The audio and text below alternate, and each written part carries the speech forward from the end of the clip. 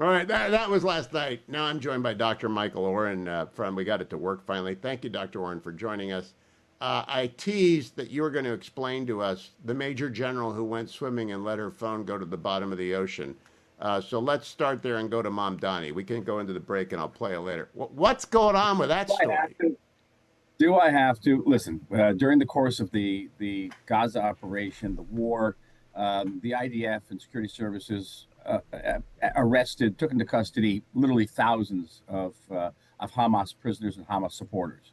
They were brought to large facilities. There were charges that some of the the, uh, the prison guards abused Palestinians there, and allegedly there was a video of this abuse. I have seen this video. You actually don't see anything, and there's serious evidence that the video was doctored. Quite apart from the fact there were soldiers who were then arrested and were put on trial.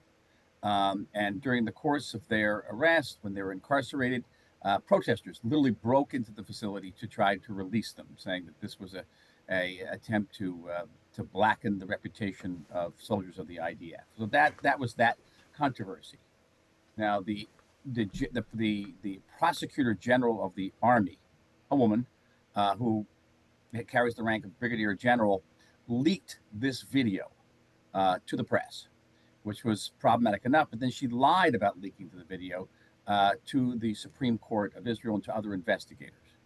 And when she lied about it, she wrote what many people believe to be a suicide letter and disappeared off the coast for a long period of times. And when they finally found her, she was without her telephone. So people have been looking for this telephone because they assume that there's incriminating evidence on the telephone. You can't make this all up. What's at the bottom of it, though? The bottom of it, though, are some of the basic fault lines in Israeli society. The judicial system, as you know, has been at loggerheads with the elected officials of this country for a long time, as it has been in the United States. We've talked about this previously. And that the fact that this prosecutor general belongs to sort of the upper crust of Israeli society, Ashkenazi, a Western Jew, secular, going up against people in the government who are from very different backgrounds. So there are religious undertones, there are ethnic overtones and political overtones to this. So it's not just, as my therapist mother used to say, the presenting problem is not the problem. Problems are very, very Ah, deep here.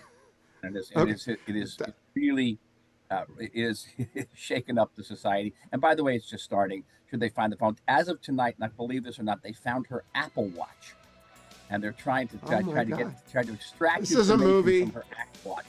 Can't make this up. I'm going to talk with Dr. Orrin during the break. I think I can bring him back on the other side as well. Don't go anywhere, America. I'm Hugh Hewitt. Dr. Orrin, I got lots to ask you. Stand by.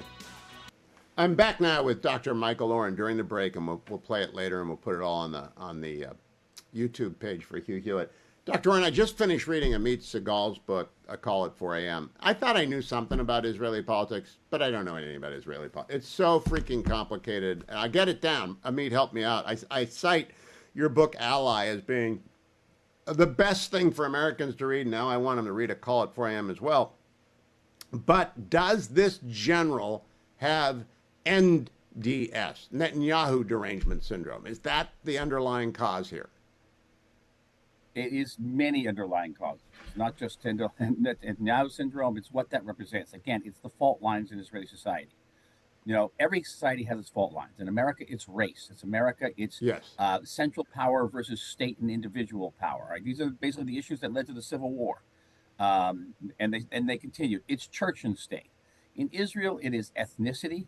It's Eastern Jews versus Western Jews. It's religion versus secular. It's right versus left, which is in many ways the least of them, and it's center versus periphery. Center being the greater Tel Aviv area, and periphery being just about everywhere else. And it all comes to play here. It all comes to play here. And Amit Segal was a tremendous journalist. He understands Israeli politics very well. He understands this. He understands what are the undercurrents here that are playing out. And Well, they're he very, very said the one complicated. question to ask of an Israeli is, are you a Jew or are you an Israeli? And that how they answer Yes. that is the big reveal. How do you answer that? So it's so true. I used to ask that question to my staff at the embassy. The exact same question. This is now 15 years Ha! ago. I'd go around and ask my secretaries. I used to ask my advisors, what are you first, an Israeli or a Jew? And I tell you unequivocally, I am first and foremost Jewish, secondly Israeli. But that was not true of my staff. And it's interesting, the people who answered I'm Israeli first were overwhelmingly Ashkenazi and secular.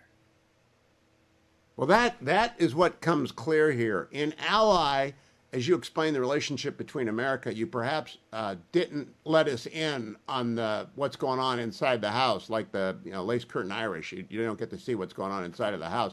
But now that I know, I'm fascinated. I have no idea where you're going after Netanyahu. Do you? No, I actually don't. He's a hard act to follow. It's a very hard act to follow. But like the front runner now is a gentleman named Naftali Bennett, who is Ashkenazi and Jewish and kind of religious. So who knows? He cuts across lines. And there are issues that are going to cut across that divide. The issue of ultra-Orthodox service in the military, where it's not right and left. It's national religious versus ultra-Orthodox religious. And if I had 2 hours, I explained to you that division. That's another not enough time. Fault line in Israeli society, a very deep fault line in Israeli society. Let's talk about something easy. Right. Let's talk about Mamdani. That's what we're going to do. We're going to come on to the national network to do that. Stand by. Welcome back, America. I'm Hugh Hewitt. Ambassador Oren is still with me. Michael Oren, longtime ambassador from Israel to the United States and a good friend of the program. So, Dr. Oren, I tried my best to tell people to vote for Andrew Cuomo, my audience in New York. And Curtis Lewa, not quite a spoiler because Mr. Mamdani got a majority. You know New York. You were at the UN as Israel's ambassador there. This is a nightmare for New York, and it's bad for the country. What's your reaction? Well, it's interesting. I listened to your previous clip, Hugh. You were talking about the Soviet grocery stores that were empty. Yep. I don't know if you know this, but I was sent by the state of Israel a long, long time ago to work in underground in the Soviet Union. No. Arrested every day, interrogated by the KGB. It's a long story. But I used to go to those grocery stores. I used to stand in the freezing cold for hours and hours to get in and go into grocery stores that were completely empty.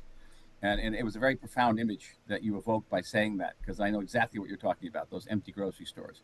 I remember paying $6, $6 for one cucumber. I was that hungry. And that's what communism is. That's what socialism is.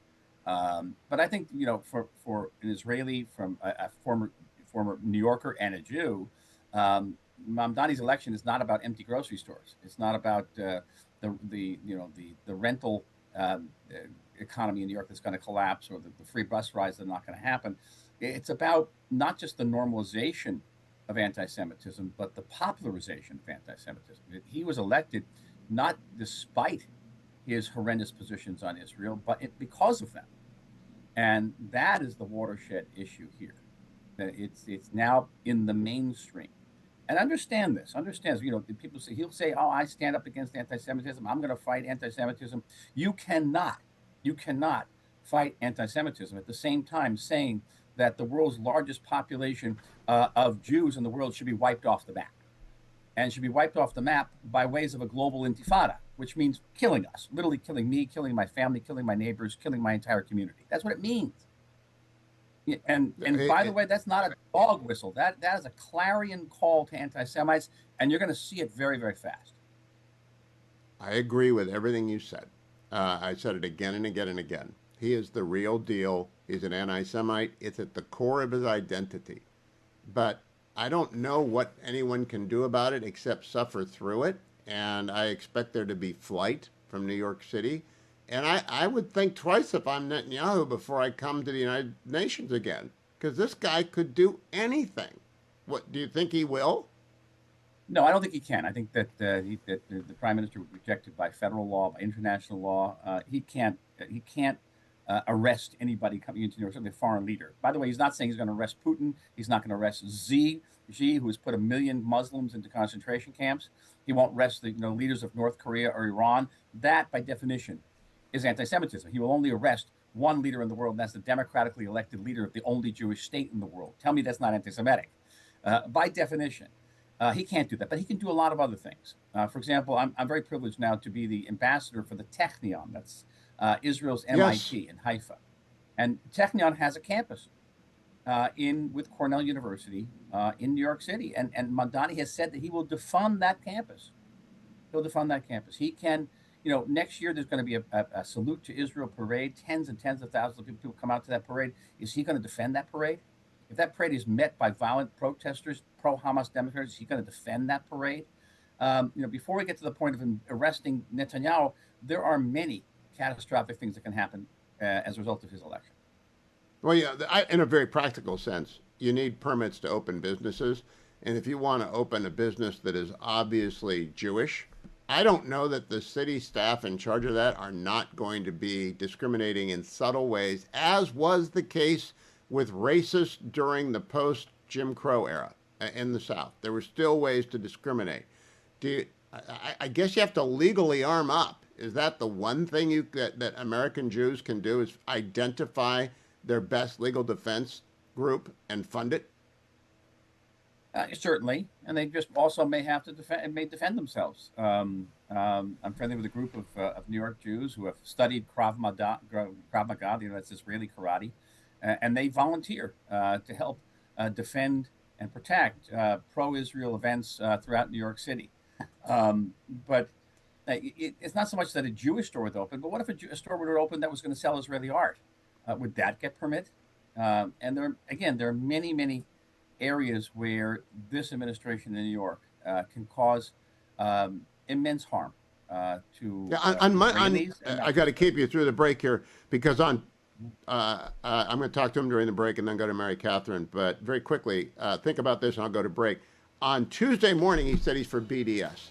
On Tuesday morning, and still a significant number of Jews in New York voted for him. And so I want to just get a 2-minute response from you on the cognitive dissonance involved in that. Stay tuned, America. So Ambassador Oren, the new mayor of New York, wants BDS. What's your response? That's not surprising. Of course he wants BDS. He says maybe he began his political career back at Bowdoin College as an activist for the Students of Justice for Palestine. They're not in favor of a two-state solution, Hugh. They're in favor of Israel's death solution. And how that comes about, they don't really care. It's global intifada. Intifada is killing Jews. And so it's no surprise. It was a surprise. There's different polls about the number of Jews who voted for Mr. Mamdani, everything from 70% to a third of all New York Jews voted for them. And I've been asked again and again on the Israeli press today, how can that be? How can that be? So I would say the philanthropic answer is that, some Jews know that he's very hypercritical of Israel, quote unquote, but they care about his social message. They want to change in New York. They want opportunities for housing and the cost of living that Cuomo was not offering. According to them. But the less, I think, generous interpretation is that they don't care. They may actually agree with Mamdani's position on Israel, and that's not new. I mean, we faced a situation in more recent history of a majority of American Jews who supported the JCPOA, the horrendous Iran nuclear deal of Barack Obama. Who opposed, and Mark, you don't know this, but a majority of American Jews opposed President Trump's recognition of Jerusalem as our capital. How about that one?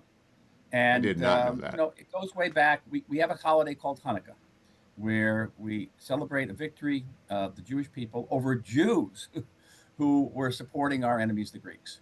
So it's not new.